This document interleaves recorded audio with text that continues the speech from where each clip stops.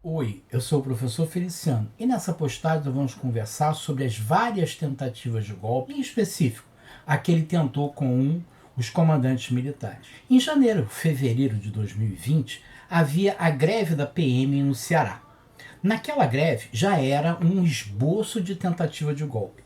Damares foi para o Ceará, juntamente com o Moro, dizer que a greve dos PMs era legítima. Bolsonaro tentou nas manifestações populares, também em 2020, também não conseguiu, mas em 2021 ele estava inclinado a conseguir. A primeira coisa que ele precisava fazer era tomar conta do comando do Exército. E ele tinha uma pedra no sapato, que era o ministro da Defesa, o general Fernando de Azevedo. Bolsonaro queria utilizar o exército para deixar que a população se contaminasse, contraísse Covid à vontade. E o general Azevedo, vendo o problema da Covid, disse que não faria uma coisa dessa. Houve um conflito muito sério entre Bolsonaro e o general Azevedo, que levou ao pedido de demissão deste. Em 29 de março de 2021, Bolsonaro demite o general Fernando de Azevedo e coloca em seu lugar Braga Neto. Em razão disso, os três comandantes militares, percebendo que Bolsonaro estava tomando o comando das Forças Armadas, resolvem fazer uma nota de desagravo. Pedem demissão coletiva. Isso seria um soco na barriga de Bolsonaro. Entretanto, Braga Neto, no mesmo dia, ele foi escolhido no dia 29. No dia 30, que os comandantes forem entregar a carta de demissão, Braga Neto os convence a ficar. Diz que não vai acontecer nada, que desculpa, esquece essa história toda. Isso no dia 30 de manhã. No dia 30, à tarde, Bolsonaro indica para os postos dos três comandantes, ele troca, demite os comandantes anteriores e coloca o almirante Garnier, o general de exército Paulo Sérgio e o brigadeiro do ar Batista Júnior. Nós temos que imaginar agora se o Bolsonaro está tomando as Forças Armadas. E no dia 29, Fernando de Azevedo deixa o Ministério da Defesa e Braga Neto foi escolhido. Os três generais pedem demissão, recuam, porque Braga Neto pede, e Braga Neto escolhe os três comandantes, acabando com a brincadeira. Braga Neto então vai à televisão e faz as declarações que o Bolsonaro desejava fazer sobre o golpe militar de 1964, que era uma luta contra o comunismo, que o comunismo ia tomar o país e que agora os militares estariam ali para impedir o retorno do comunismo. Por essas declarações, a gente pode chegar à conclusão de que Bolsonaro tomou conta das Forças Armadas. Braga Neto está ali representando exatamente isso.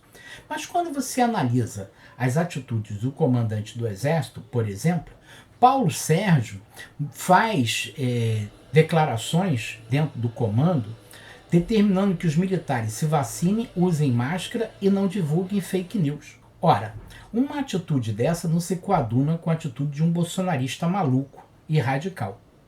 Por outro lado, o próprio brigadeiro do ar, o comandante da aeronáutica, declara que vai aceitar o resultado das urnas. Você tem duas situações bem claras em que, mesmo que sendo bolsonaristas, eles não aceitariam a tutela de Bolsonaro. Tem um certo limite. Bolsonaro pode pedir para eles fazerem algumas coisas, mas o golpe eles não estão aceitando. Eu diria que a tentativa de golpe com militares falhou. Os militares estavam tendo um comportamento dúbio. Nós somos bolsonaristas, Paulo Sérgio, por exemplo, que é um bolsonarista, mas não aceita o golpe. Quando eu digo que o comportamento é dúbio, você tem que entender a questão de Paulo Sérgio e a questão das urnas, do TSE. Bolsonaro incumbiu o general Paulo Sérgio, comandante do Exército, para fazer uma avaliação sobre as urnas das urnas da eleição. Bolsonaro queria uma declaração de que as urnas eram falhas. O Paulo Sérgio fez uma declaração dúbia. Por outro lado, o TSE aceitou a tutela dos militares. chamou o Fernando de Azevedo, ex-ministro da Defesa, para garantir as urnas. Ele iria fazer parte do TSE, fazer parte da eleição. Ali o que você está vendo é que nós estamos tendo uma tutela militar. Os civis estão chamando os militares para ajudar a passar esse período difícil de Bolsonaro tentando o poder. O Bolsonaro perde a eleição, Lula ganha, todo mundo sabe, em outubro. E a partir dali você tem Bolsonaro some, desaparece, fica tentando dar o golpe, mas ninguém sabe exatamente como. Só que agora a gente já descobriu. Apareceu a minuta golpista. A gente sabe que o general Braga Neto, ministro da Defesa, ex-ministro da Defesa, ali agora ele estava sendo vice-presidente, né, candidato a vice-presidência. O general Braga Neto chamou os 3 comandantes militares e ofereceu a proposta de golpe. Só que parece que alguém não topou, ou os 3 não toparam, ou 2 não toparam, e a coisa desgringolou. Mas a gente já sabe o que aconteceu. A minuta foi oferecida e não foi levada à frente. Mesmo assim, Bolsonaro pegou os generais dele, lá os comandantes militares, e exigiu uma postura: vocês não vão bater continência para um descondenado. Eles aceitaram essa ideia, só que Lula colocou o Múcio como ministro da Defesa, ele negociou um acordo e aí eles desistiram de entregar os cargos, e com isso nós chegamos a final de dezembro.